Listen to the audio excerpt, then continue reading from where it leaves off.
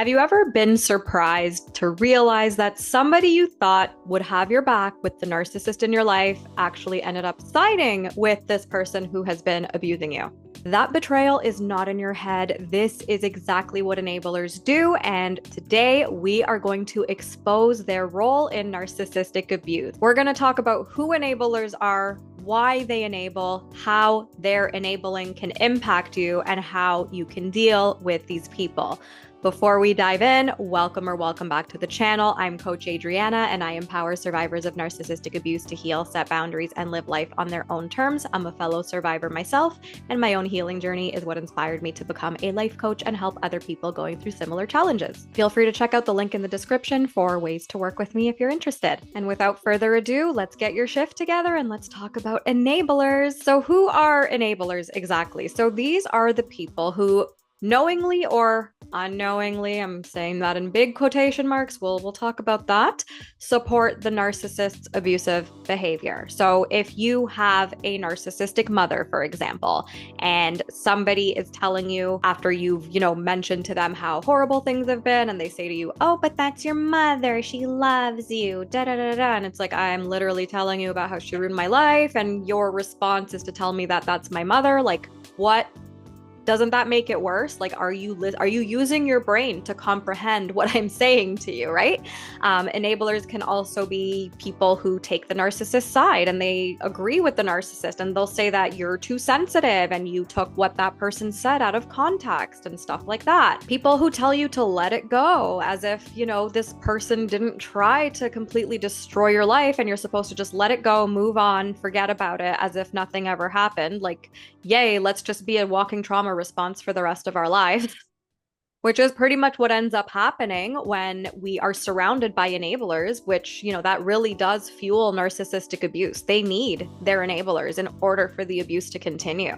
And when that's happening and you don't have the tools to actually heal from this, you will have all of this stored trauma in your mind-body system, and that can lead to, chronic pain, mystery illnesses, anxiety, all the fun stuff. So it's really that whole thing of repressing emotions is a really big problem. I think I'm going to make a video about that in the near future. Let me know in the comments if you want to hear about emotions. And something that we need to put into perspective about enablers is that they are not ever going to believe you about what the narcissist has done. Let's talk about how enablers unknowingly or knowingly support the narcissist's abusive behavior. And I'm going to start with the unknowingly first, because I feel like most of them know what they're doing.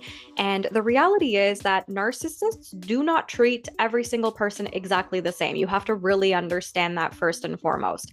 They only have a few select targets that they abuse at any given time, and it's usually the people closest to them. So their enablers, they're not abusing those people. They're actually probably being super nice to them.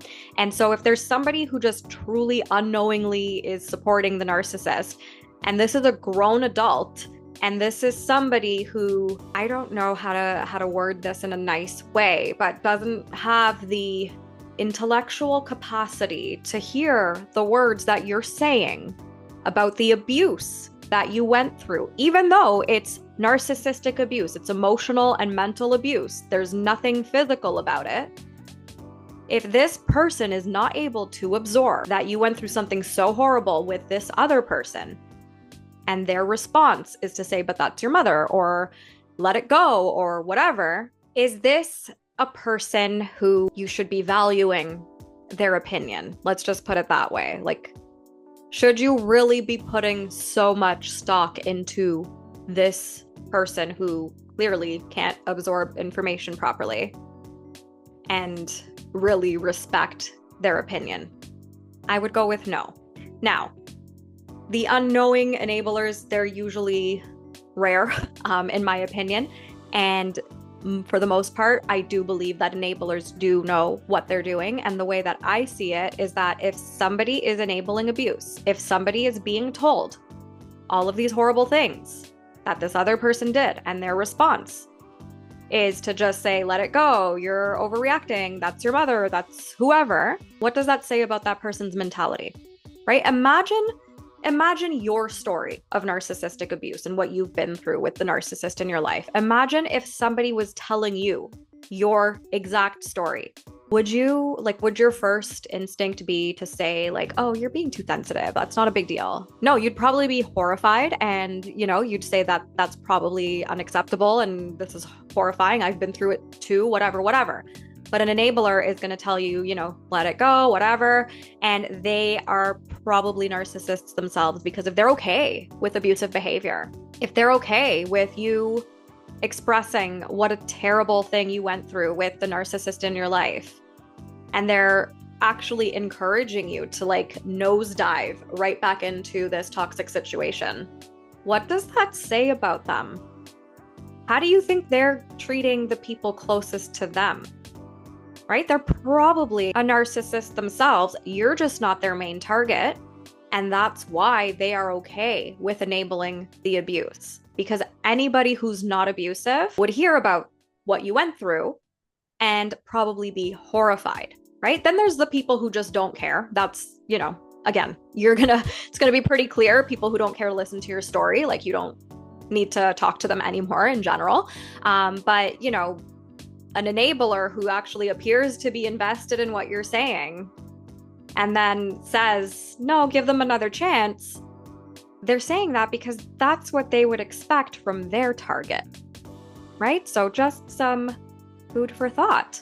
And so let's talk about why enablers enable. So, there is the exception ones who truly don't get it, and they could just be living in fear. They could be being narcissistically abused as well, and they're in that bubble where they just think that this is completely normal behavior and, all that kind of stuff. They might fear conflict or repercussions. They might be afraid of the narcissist themselves. They might be afraid of being targeted as well. And so, it's kind of like a cowardly role to sort of be in. But again, that is on them. Everybody is an adult. You have to let adults figure things out for themselves.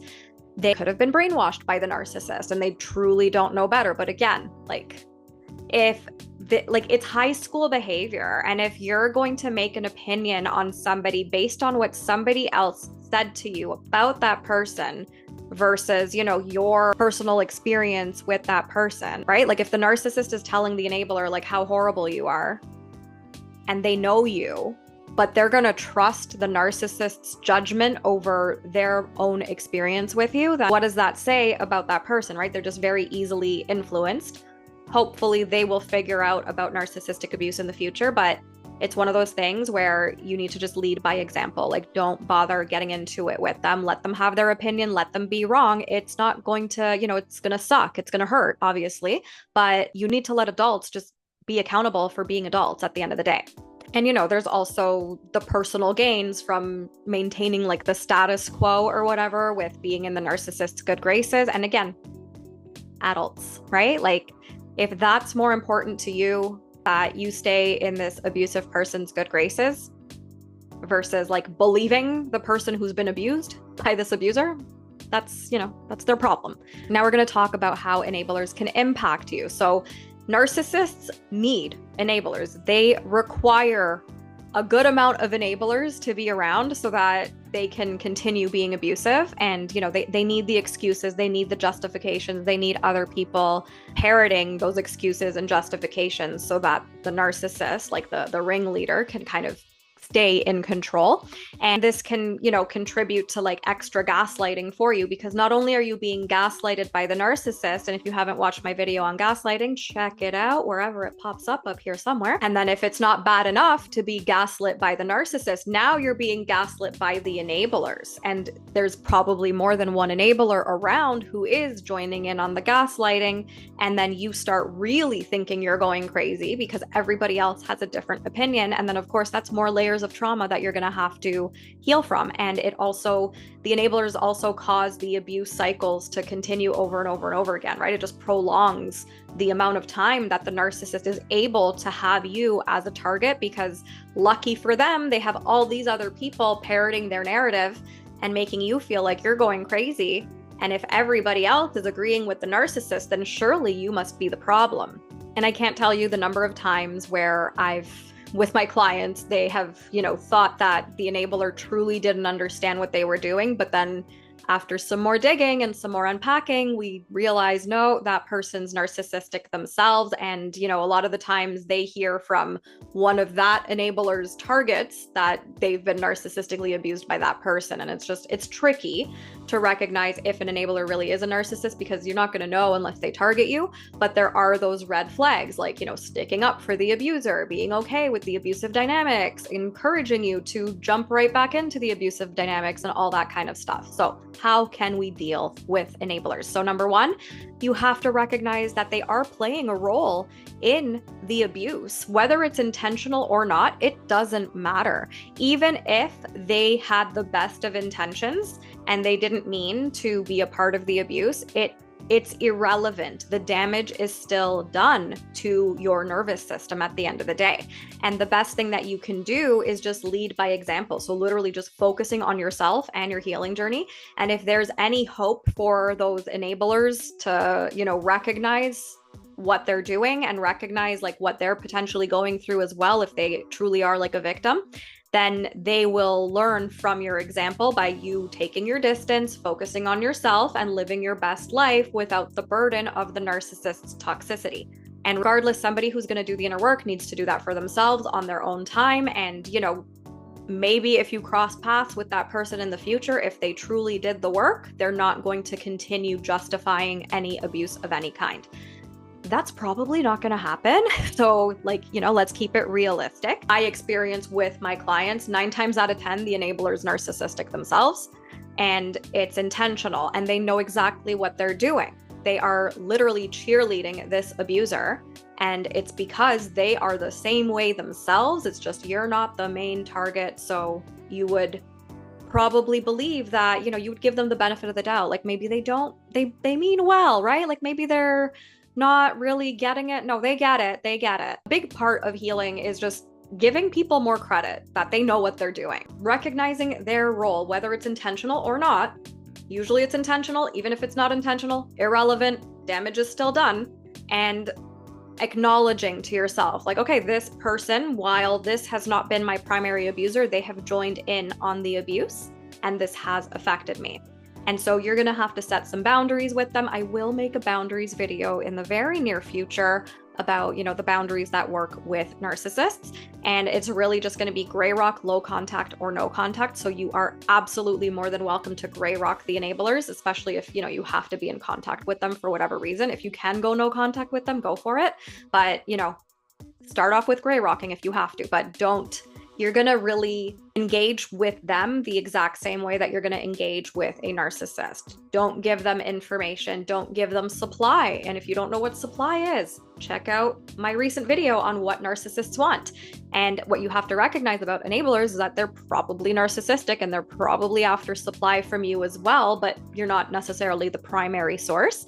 And an enabler who's not a narcissist and truly doesn't get it, they're not going to really, they're probably not going to care about a reaction at the end of the day, but a narcissistic enabler is, and they're going to feed off of that as well. And that's another reason why you might be exhausted after you're talking to an enabler.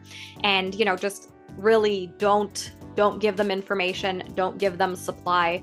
Have those firm boundaries within yourself, and you set your boundaries with your actions, not your words, with these types of people. When you're telling a narcissist, right, or an enabler who is also a narcissist, but you're not their main target, but if you tell them like, hey, when you do this, this, and this, I feel this, this, and this, can you stop? You've given the war plan and they're going to continue doing exactly what they know. Now you have confirmed to them that you don't like them doing. They're going to do it because they love to get a reaction out of you. So you really have to take all of that into perspective and, just find support outside of their influence. And that can be tricky, right? Sometimes your whole inner circle is filled with narcissists and enablers. And that's why I have an amazing community membership. If you're interested, you can get started for less than $1 per day, and you can connect with other fellow survivors, get access to my audio courses, attend live events each month, multiple times per month. If you're interested, I invite you to check out the link in the description, and you can cancel anytime, no questions asked. And, it's really so important to remember that enablers really are just as toxic as narcissists themselves, because they are contributing to the abuse. Imagine if the narcissist had no enablers. Imagine a parallel universe where everybody saw the truth and did not enable the narcissist. Like, that would end their little game so fast, you know? So because they have enablers, they're able to abuse for longer, and they are complicit. Whether they're aware of it or not, doesn't matter.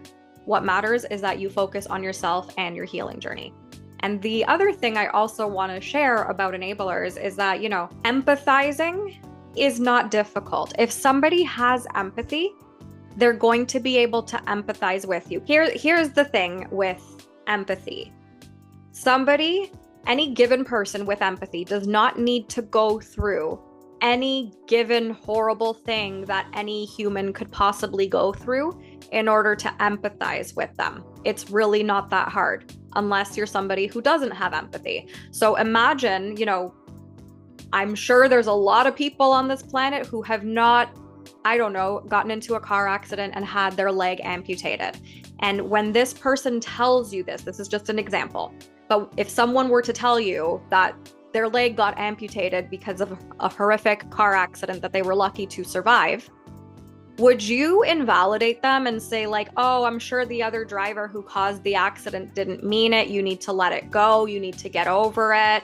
And, you know, the doctors might have been wrong. Like, maybe you should have done more research and your leg would have grown back.